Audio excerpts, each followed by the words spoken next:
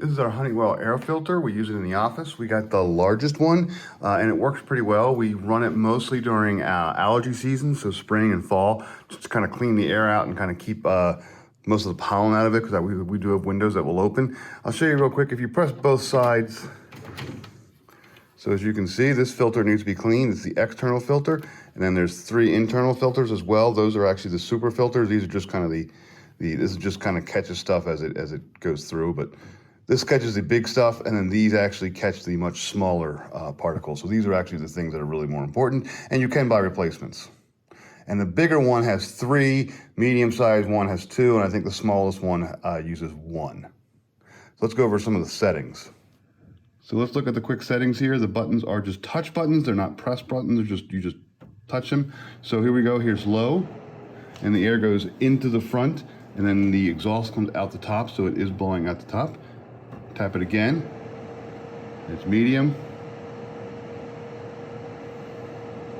One more time is high. We usually keep it on medium or high during the workday. There's also a turbo mode. And then tap it again and it turns it off. I'll turn it back on low for the moment. There is a timer over here where you can tap it so it'll run for 2 hours, 4 hours, or 8 hours, and then shut itself off. So that, like, you know, if you just want to be in the office for the day, run it, not have to worry about remembering to turn it off. Set it for 8 hours when you come in, and it'll turn off at the end of the day. And then there's also a dimmer, so that if you have it in a dark room, you can dim the lights on it and actually turn them off. So there's no lights on it right now until you hit the power button again. It kind of turns it back on. But so if you want to put this in a bedroom where you want to sleep, that's fine. You just tap the dimmer 2 times, and there's no light at all, so it's completely dark, no lights, so you can run this in a bedroom at night and not have to worry about it waking you up. And you just tap the button again, you kind of get the power back. There are 2 lights here. One little light will appear here for check pre-filter, and that's kind of that black thing that had all the dust on it. And then check filters, those are the 3 white things, those are the bigger things.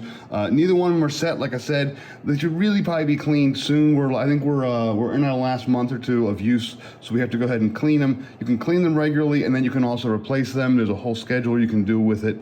But the filters, the big filters do last a while. The pre-filter, you just kind of rinse off in the sink, and then you just put it back in once it dries.